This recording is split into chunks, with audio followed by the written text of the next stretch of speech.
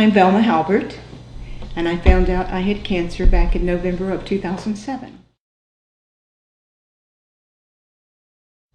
I'm Kim Henry, and in December I found out I had breast cancer.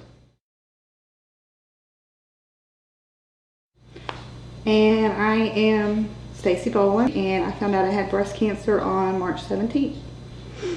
In November we knew my mother had cancer. Shortly after that I noticed a lump and found out I had breast cancer. Shortly after that we found out my mom had lung cancer. The week after that we had a partial mastectomy or lumpectomy. Because of my sister, I took a lot more effort in doing my self-examinations, and I found a lump under my arm. On Valentine's Day I had biopsies, and 3 days later I found out I had cancer, and I had a bilateral mastectomy. I developed neuropathy from the cancer, and therefore I began to lose strength in my hands and my legs. I could not get around well, and they told me if I fell and broke a bone, make a decision to either treat the cancer and leave the broken bone or fix the broken bone and leave the cancer. So in order to be extremely careful, I came to live with my daughter, and that way we share all our aches and pains together. Well, actually I started chemo in January every third week. And I had it 3 days at a time. I didn't get sick.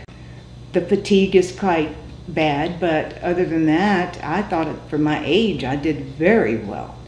Dehydration. Well, yeah, you just have to drink a lot of water and not get dehydrated, and that's something you learn the hard way. You have to drink a whole lot of water to where you feel like you never want to drink water again. Even water starts to not taste right. And I started my chemo the middle of January. Every other week was the same drugs, but different effects. Thank goodness there was no vomiting, but you know, a little bit of nausea, a lot of just That first basic time you were not sick as a feeling dog. good. Yeah, just didn't throw up. That was the good thing. And I didn't leave the bed hardly for 3 days.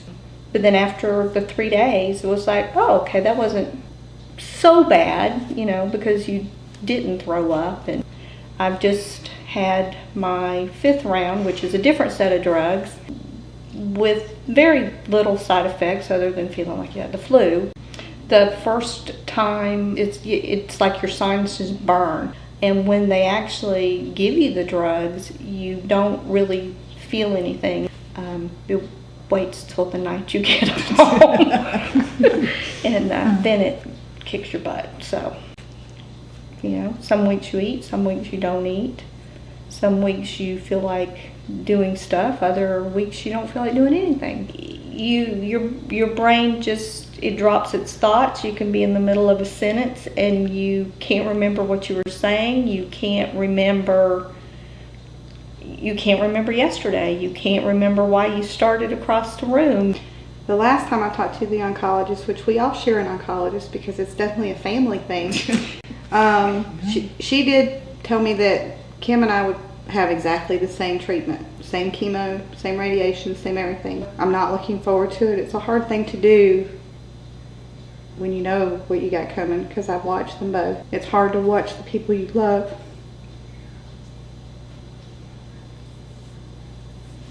suffer. For a long time I felt guilty for them. They were sick and I was healthy. And now I have to do it too. And I can't help them like I did. We all three will help one another. That's what we're for. And it's hard when you know how bad it gets. I watched my sister lay in bed for a week when I couldn't even see her because she felt so bad. I'm not scared of it. I don't want to do it. I have to. And you do it because you want to live. And you dread it because you don't know what it's going to do to you. Yeah. And every time's different. We're going to get through it. Together we'll get through it. It'll sure make you a better person and appreciate life. That's for sure. We are the chosen through. Oh, we're so special. Yes, we are.